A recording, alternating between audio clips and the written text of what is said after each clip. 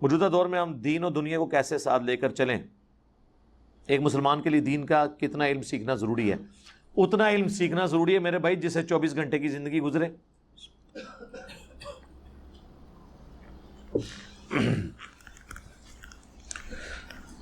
24 گھنٹے میں سب سے امپورٹنٹ چیز تو نماز ہے نا، تو نماز کے ساتھ پھر طہارت کے مسائل، وضو، غسل، استنجا، کپڑوں کی پاکی ناپاکی، یہ سب کچھ جڑا ہوا ہے نا۔ نماز کی ٹائمنگز کا پتہ ہونا، نماز کا طریقہ پتہ ہونا، 24 گھنٹے کے لیے اتنا علم حاصل کرنا ضروری ہے جس سے آپ اپنی زندگی گزار سکیں۔ تو وہ انسان وقت کے ساتھ ساتھ چیزیں ظاہر ہے سیکھنا شروع کر دیتا ہے۔ قرآن ترجمے سے پڑھیں، مشکات المصابیح آپ ضرور ڈاؤن لوڈ کر کے احادیث پڑھنا شروع کریں تو آپ کو بیسک نالج آ جائے گا۔ باقی ہماری ویڈیوز میں ہر چیز ریکارڈڈ ہے۔ باقی رہ گیا دین اور دنیا ساتھ۔ اسلام ہی وہ واحد دین ہے جس میں دین اور دنیا ساتھ ہے۔ باقی دنیا میں جتنے مذاہب ہیں نا یا ادیان کہہ لیں، ان میں ایکسٹریم رویے ہیں۔ کرسچنز میں بھی آپ دیکھیں جو راہب بنے وہ بالکل ایون شادیاں بھی نہیں پھر کرتے، سب کچھ چھوڑ چھاڑ کے بیٹھ جاتے ہیں۔ ہندوؤں میں بھی آپ دیکھ لیں پہاڑوں میں جا کے بیٹھ گئے ہیں۔ مسلمان ایک ڈائنامک لائف گزارتا ہے۔ نبی علیہ السلام کبھی بھی جا کے پہاڑوں میں آپ نے وقت نہیں گزارا، وہ غار ہرا کا ایک واقعہ ہے، نہ اس سے پہلے کوئی واقعہ ہوا نہ اس کے بعد، وہ اللہ نے اس جگہ کو چنا بس، ورنہ تو آپ کی ڈائنامک لائف ہے۔ حضرت ابوبکر صدیق کی کوئی چلا گاہ نہیں تھی، حضرت عمر کی کوئی چلا گاہ نہیں تھی۔ یہ کہتے ہیں فلانے بزرگوں نے آنے سال تھے چلا کٹیا۔ بھئی مسلمانوں کی چلا گاہ جو ہے نا وہ مسجد ہے۔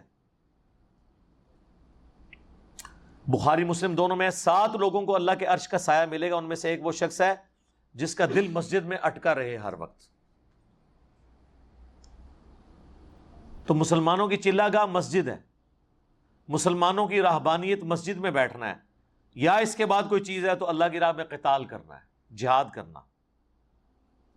جنگلوں میں جا کے بیٹھ کے وہاں پہ ڈیرے لگا لینا اور وہاں پہ جناب جا کے وہ سینریاں دیکھنا خوبصورت، اور چندے سارے وہاں پہ ہی آ جائیں اپنے پاس، تو سر یہ تو زندگی ہر کوئی بندہ گزارنے کی کوشش کرے گا۔ یہ اسلام کو مطلوب زندگی نہیں ہے۔ اسلام کی مطلوب زندگی ہے کہ آپ نے اسی دنیا میں وقت گزارنا ہے اور یہی آپ کی امتحان گاہ ہے۔ امتحان گاہ سے، اس پیپر دینے والے سینٹر سے اٹھ کے آپ بھاگ نہیں سکتے۔ آپ کو پرچہ بھی خالی دینے کی اجازت نہیں ہے، ورنہ تب بھی فیل ہو جائیں گے، اٹھ کے بھاگ جائیں گے تب بھی فیل ہو جائیں گے۔ یہی ہماری امتحان گاہ ہے۔ بیوی، اولاد، ماں باپ، رشتہ دار، معاشرہ، اسی میں رہ کے ہم نے وقت گزارنا ہے، اور لیکن اس میں ہر لمحے ہم نے یہ ڈیسائیڈ کرنا ہے کہ کون سی چیز قرآن و سنت کے مطابق ہے ہم اس کو اڈاپٹ کریں، جو خلاف ہے وہ چھوڑ دیں۔ اس چیز کا آپ نے خیال رکھنا ہے۔ تو نارمل زندگی گزاریں، میری بھی آپ کے سامنے نارمل زندگی ہے۔ دین اور دنیا کو الگ کرنے کی ضرورت نہیں ہے۔ دنیا بھی کبھی دین بن جاتا ہے اور دین بھی دنیا بن جاتی ہے، صرف ایک چھوٹی سی نیت کے فرق سے، ایٹیچیوڈ کے فرق سے۔ جو لوگ مال کمانے کے لیے دین کا کام کر رہے ہیں، کام تو دین کا کر رہے ہیں لیکن اللہ کے نزدیک وہ دنیا داری ہے، اور جو بندے اپنی دنیاوی ایجوکیشن کو، دنیاوی تعلیم کو، دنیاوی سٹیٹس کو اللہ کے لیے لگا کے خود بھی دین پہ چل رہے ہیں اور لوگوں کو بھی بلا رہے ہیں، اللہ کے نزدیک وہ دیندار ہے۔ تو دین اور دنیا کو الگ چیز نہیں ہے، ایک ہی چیز ہے۔ دنیا یہ پلیٹ فارم ہے جہاں پہ آپ نے دین کے مطابق زندگی گزارنی ہے۔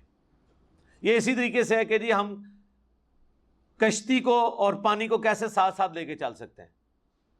تو یہ تو ہو نہیں سکتا کہ آپ جا کے چھلانگ مار دیں پانی میں، کتنی دیر تیراکی کریں گے، ڈوب جائیں گے۔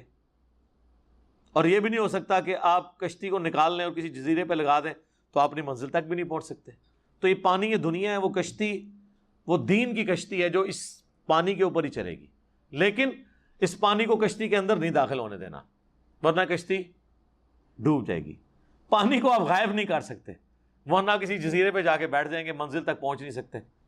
تو دنیا میں ہی رہ کے اپنے معاملات کو لے کے چلنا ہے۔